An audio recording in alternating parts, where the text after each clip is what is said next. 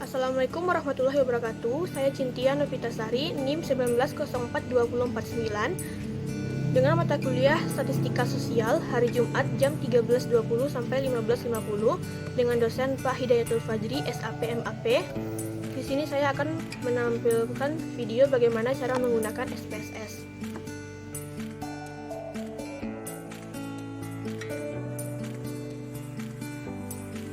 Baiklah, yang pertama saya akan menjelaskan cara membuat mean dan grafik atau diagramnya di SPSS. Yang pertama kita bikin dulu keterangannya. Di sini saya akan menggunakan nama nilai ujian geografi. Lalu kita tulis namanya di label.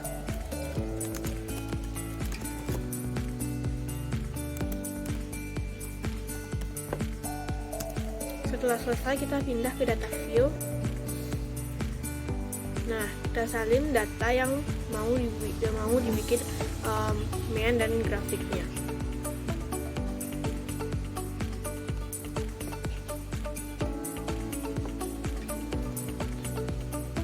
Setelah selesai di copy, untuk membuat mean dan diagram atau grafiknya, kita pilih analis, pilih deskriptif, statistik, lalu frekuensi. Kita pindahkan nilai ujian geografi ini ke bagian variabel. Setelah selesai, kita pilih statistik. Karena kita ingin mengetahui mean dari nilai tersebut, kita checklist mean, lalu continue. Dan untuk membuat diagram atau grafiknya, pilih chart. Di sini ada 3, yaitu bar charts, e-charts, dan histograms. Di sini kita akan mencoba menggunakan bar charts.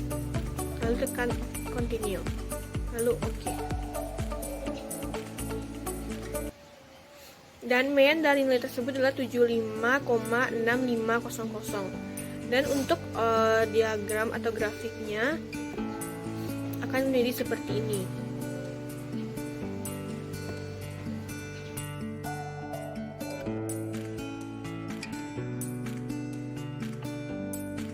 Selanjutnya kita akan lanjut ke cara menentukan korelasi ganda menggunakan SPSS. Yang pertama, seperti biasa kita bikin dulu namanya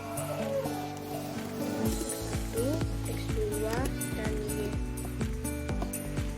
Satunya kita beri nama kompetensi, X2 nya gaji, dan Y nya adalah kinerja.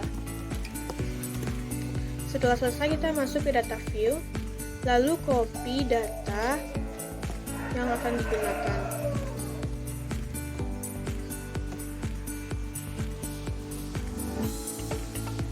Nah, untuk menentukan korelasi bergandanya, kita tekan analis, lalu pilih regresi, pilih linear.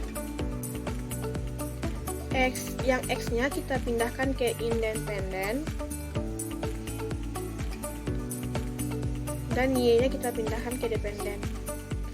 Dan selanjutnya kita pilih statistik, checklist R-squared change, tekan continue, lalu OK.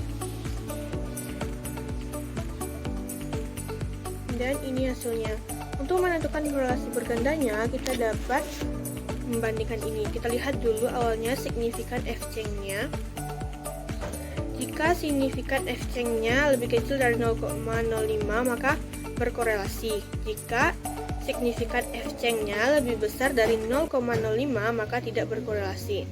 Dan di data kita, nilai signifikan F-change-nya kecil dari 0,05, maka berkorelasi. Dan kita lihat, untuk melihat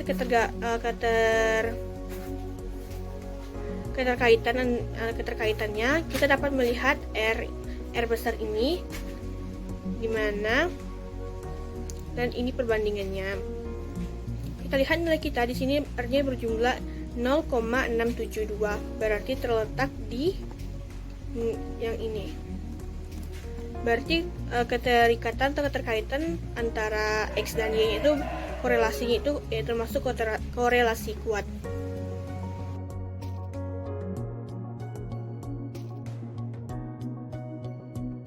Yang ketiga kita lanjut bagaimana cara menentukan regresi linear sederhana menggunakan SPSS. Yang pertama, seperti biasa, masukkan keterangan X dan Y. X-nya yaitu gaji dan Y-nya adalah kinerja.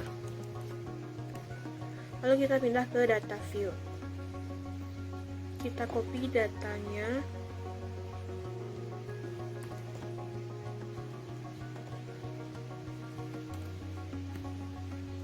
Lalu pilih analis. Ambil bagian regresi, pilih linear. Lalu kita pindahkan gaji atau X-nya itu ke independen dan kinerja atau Y-nya itu ke dependen. Lalu oke. Nah, untuk menentukan regresi linear sederhana kita menggunakan tabel model summary, di mana jika nilai signifikan lebih besar dari 0,05 maka variabel X berpengaruh terhadap variabel Y.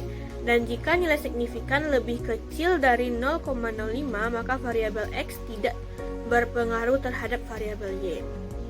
Dan di sini tabel ini dapat kita lihat hubungan atau korelasi variabel X dan variabel Y dapat kita lihat melalui yang R ini adalah 0,645, di mana lebih besar dari 0,05.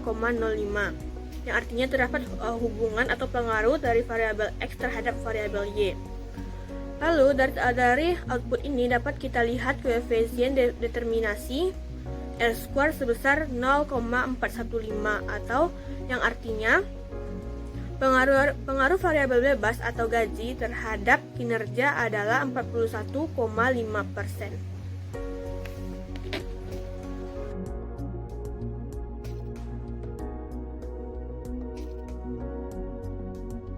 Kita lanjut ke yang nomor 4, yaitu regresi linear sederhana.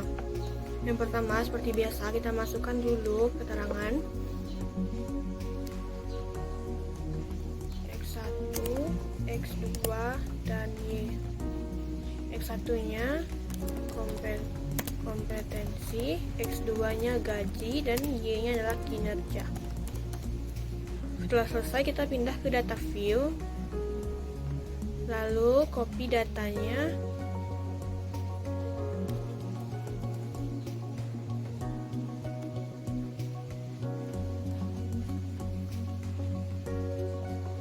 Setelah selesai, kita pilih analis, pilih regresi, klik linear. Yang X-nya kita pindahkan ke independen dan Y-nya kita pindahkan ke dependen. Kompetensi kita pindahkan ke independen, gaji kita pindahkan ke independen, dan kinerja atau Y kita pindahkan ke dependen. Lalu tekan OK. Dan ini hasilnya. Dan untuk menganalisisnya kita dapat melihat dari tabel koefisien, dimana untuk melihat korelasi antara X terhadap Y kita bisa menggunakan 3 hipotesis. Yang sebelum itu kita cari dulu F tabel dan T tabelnya. Cara mencari T tabel itu T tabel sama dengan T A per 2 N dikurang K dikurang 1 sama dengan T sama dengan A nya 0,05 dibagi 2, N itu banyak data, K itu banyak X, dan dikurang 1 sama dengan T dalam kurung 0,025 dibagi 17 dapat. Dan untuk menentukan T tabelnya itu kita menggunakan ini. Kita itu 0,2517 di mana T tabelnya yaitu 2,110. Dan untuk mencari F tabel yaitu F dalam kurung K, N dikurang K, F-nya itu 2, K itu kan banyaknya X yaitu 2 dibagi N banyak data 20 dikurang 2 sama dengan F 218. Dan untuk menentukan F-nya kita dapat melihat tabel ini, yaitu 218 yang berarti F tabelnya 3,55. Dan untuk uji hipotesisnya, kita bandingkan antara kompetensi. Nilai signifikannya 3,0 dan theta hitungnya 1,056. Yang berarti jika nilai signifikan untuk pengaruh X1 terhadap Y adalah sebesar 0,306, lebih besar dari 0,05 dan nilai T hitung 1,056 lebih kecil dari 2,110, dapat disimpulkan bahwa hipotesis 1 ditolak, yang artinya tidak terdapat pengaruh X1 terhadap Y. Yang artinya kompetensi tidak terdapat pengaruh terhadap kinerja.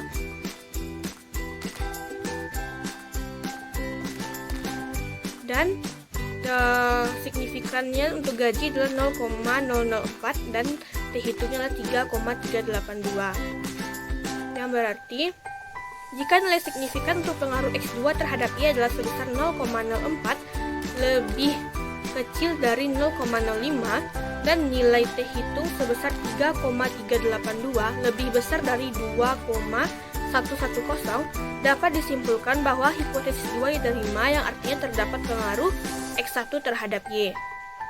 Dan untuk yang hipotesis ketiga, kita membandingkan di sini adalah yang ini, ANOVA-nya.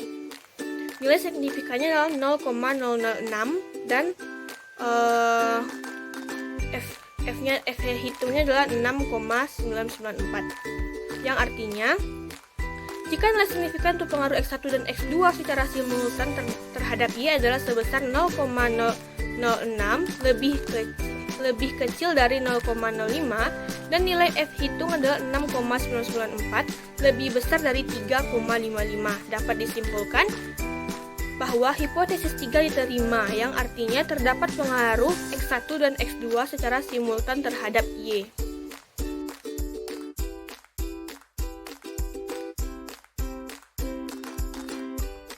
Dan nomor yang selanjutnya kelima, yaitu kita akan melakukan uji statistik komparatif one sample t-test. Kita buka variable view, sedikit keterangan. Di sini kita bikin nilai rata-rata geografi. Kita pindah ke data view, lalu kita copy datanya.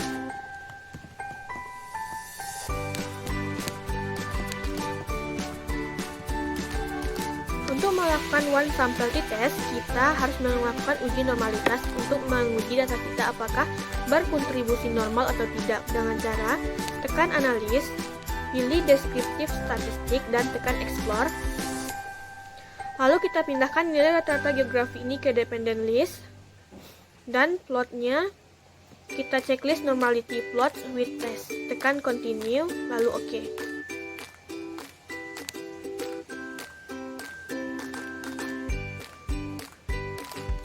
Nah, untuk melihat apakah data kita berkontribusi normal atau tidak, dapat kita lihat di sini kotak test of normality. Yang akan kita gunakan adalah Shapiro Wilk. Dasar keputusan uji normalitas itu, jika nilai signifikan lebih besar dari 0,05, maka data berkontribusi normal. Dan jika nilai signifikan lebih kecil dari 0,05, maka data tidak berkontribusi normal. Dan di sini nilai signifikan kita itu 0,234, yang artinya data kita berkontribusi normal. Selanjutnya, untuk melakukan uji one sample test, kita tekan analis, pilih compare means, pilih one sample t-test, lalu kita pindahkan data geografi ini ke test variable. Kita test value-nya kita bikin angka 80. Lalu OK.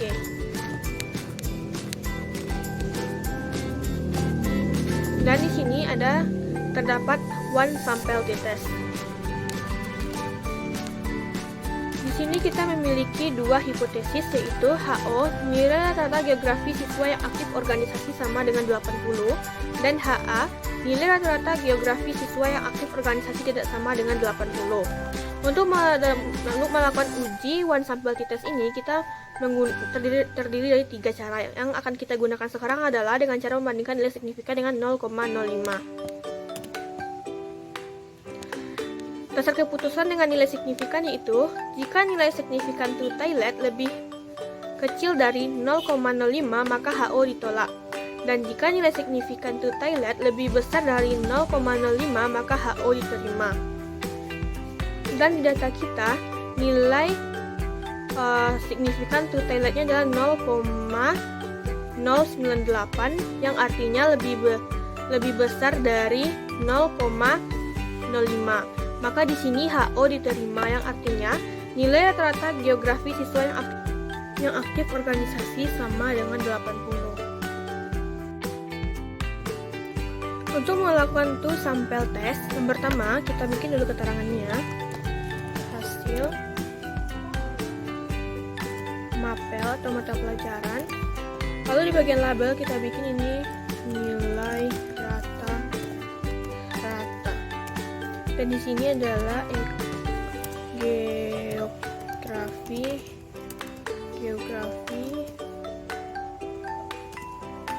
dan ekonomi. Oke, setelah itu kita pindah ke data view, kita salin datanya. Sebelum menyalin data, kita beri dulu tanda di sini. Geografi, ekonomi. Untuk geografi kita beri angka 5.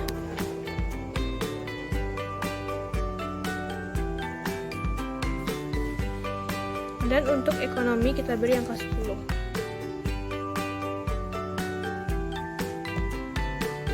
Setelah itu pertama kita copy dulu nilai rata-rata geografi. Kita letakkan di hasil. Selanjutnya kita copy nilai rata-rata ekonomi. Kita letakkan di nomor 21 ini atau di bawah nilai rata-rata geografi. Nah, selanjutnya kita copy dulu yang geografi. Kita letakkan di sini. Selanjutnya kita copy lagi yang ekonomi. Kita letakkan di bawah atau di nomor 21. Selanjutnya untuk melakukan sampel test, kita tekan analis. Kita pilih compare means, kita pilih independent sample test. Nilai rata-rata geografi ini kita pindahkan ke variabel test variabel, dan geografi dan ekonomi kita pindahkan ke grup variabel. Dan di bagian define group kita bikin angka 5 untuk geografi dan 10 untuk ekonomi. Lalu continue. Oke. Dan ini hasilnya. Di sini ada grup statistik dan independent sample test. Di sini kita akan menggunakan ada dua dasar pengambilan keputusan. Yang pertama, jika nilai signifikan toilet lebih kecil dari 0,05, maka terdapat perbedaan yang signifikan antara nilai rata-rata pada mata pelajaran geografi dan ekonomi. Dan yang kedua, jika nilai signifikan toilet lebih besar dari 0,05, maka tidak terdapat perbedaan yang signifikan antara nilai rata-rata pada mata pelajaran geografi dan ekonomi. Dan di data kita, nilai signifikan toiletnya adalah 0,25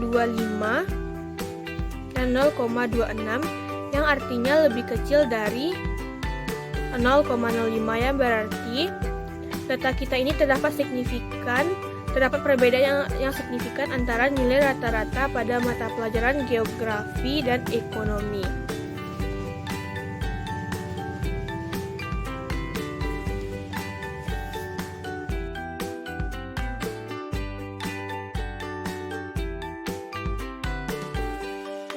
Selanjutnya kita masuk ke uji chi-square. Yang pertama, kita lihat dulu datanya. Di sini kita akan melihat hubungan jenis kelamin terhadap jurusan. Di sini pertama jenis kelamin kita beri kode 5 untuk laki-laki dan 10 untuk perempuan. Dan di jurusan ada 3, IAIN, manajemen sama akuntansi. IAIN kodenya 5, manajemen 10, akuntansi 15. Pertama kita bikin dulu keterangan. Di sini kita bikin JK atau jenis kelamin. Labelnya jenis kelamin. Values-nya laki-laki, 10 untuk perempuan. Lalu oke. Yang kedua kita bikin jurusan, kalau kita bikinnya J. Di label kita bikin jurusan. Dan di values kita bikin keterangan seperti yang di atas. 5 untuk jurusan IAN, 10 untuk jurusan manajemen, dan 15 untuk jurusan akuntansi. Lalu kita oke. Lalu kita pindah ke data view. Di sini yang kita copy adalah kodenya. Pertama kita copy dulu kode untuk jenis kelamin. Yang kedua kita copy kode untuk yang jurusan.